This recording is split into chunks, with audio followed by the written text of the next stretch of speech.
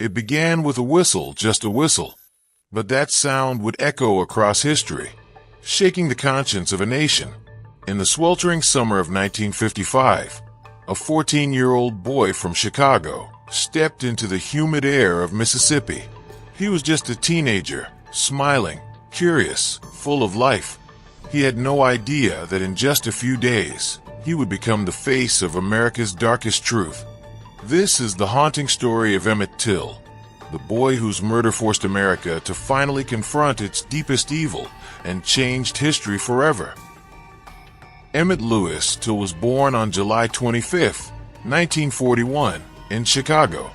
He was raised by his mother, Mamie Till Mobley, after his father was executed in the military while serving overseas. Emmett was a city boy, playful, mischievous, and always joking. His mother called him a prankster. Despite being born into a segregated America, Chicago felt like a different world compared to the Deep South. In Chicago, Emmett could go to integrated schools, buy ice cream from the same shops as white children, and even walk freely in downtown without fear. But Mamie knew the dangers of Mississippi. She warned him before his trip. Be careful with your words. Be careful with your actions. The South is not Chicago.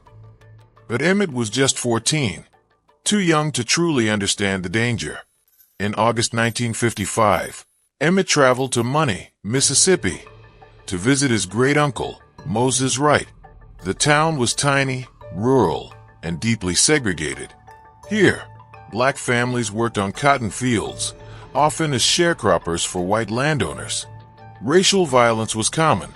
The Ku Klux Klan was active, and lynchings were still happening. For locals, racism was not just in laws, it was in the air they breathed.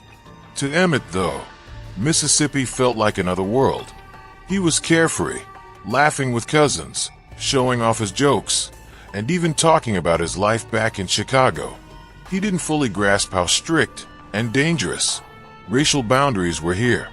On August 24, 1955, Emmett and his cousins walked to Bryant's Grocery and Meat Market, owned by a white couple, Roy Bryant and his wife, Carolyn Bryant. Carolyn was working behind the counter that day. Accounts vary, but what happened next would change history. Some witnesses said Emmett whistled at Carolyn. Others said he made a joke or lightly touched her hand while paying. His cousins later said Emmett whistled, the kind of playful whistle he often used to impress his friends. But in Mississippi in 1955, this was dangerous. A black boy showing boldness toward a white woman was considered a deadly offense. Carolyn later claimed he grabbed her and made suggestive comments, but historians and even her own later confessions revealed this was a lie. When Emmett whistled, his cousins panicked. They knew trouble was coming. They ran away, warning Emmett, "You don't know what you just did." For 3 days, nothing happened, but Carolyn told her husband Roy Bryant what occurred.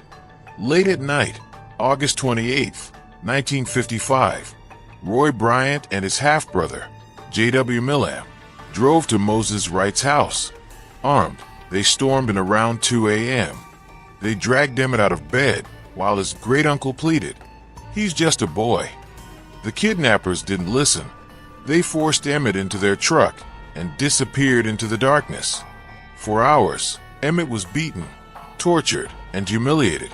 Witnesses later testified that Millam and Bryant forced him to carry a 75-pound cotton gin fan, tied it with barbed wire around his neck, and shot him in the head.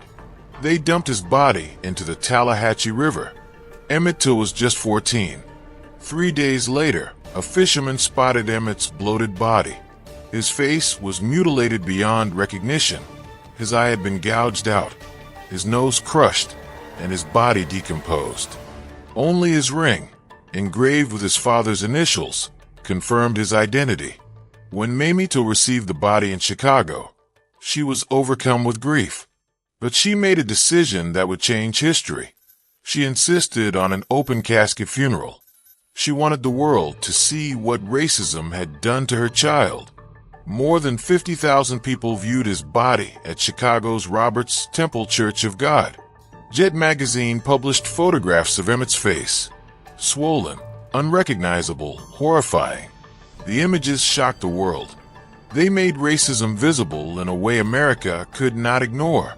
Mamie Till said, "I wanted the world to see what they did to my boy."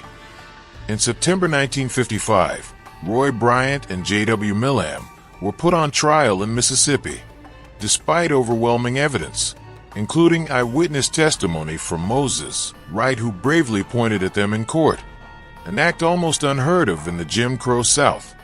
The all-white jury acquitted them after just 67 minutes of deliberation. One juror later said, "If we hadn't stopped to drink soda, it wouldn't have taken that long." A few months later, protected by double jeopardy laws, Millam and Bryant sold their story to Look magazine for $4,000, openly admitting they killed Emmett Till. But they felt no remorse. They believed they were untouchable. What they didn't realize was that Emmett Till's story would ignite something unstoppable. The images of Emmett Till's body, the injustice of the trial, and the bravery of Mamie Till became a rallying cry. Just 3 months later, Rosa Parks refused to give up her seat on a Montgomery bus. When asked why, she said, "I thought of Emmett Till."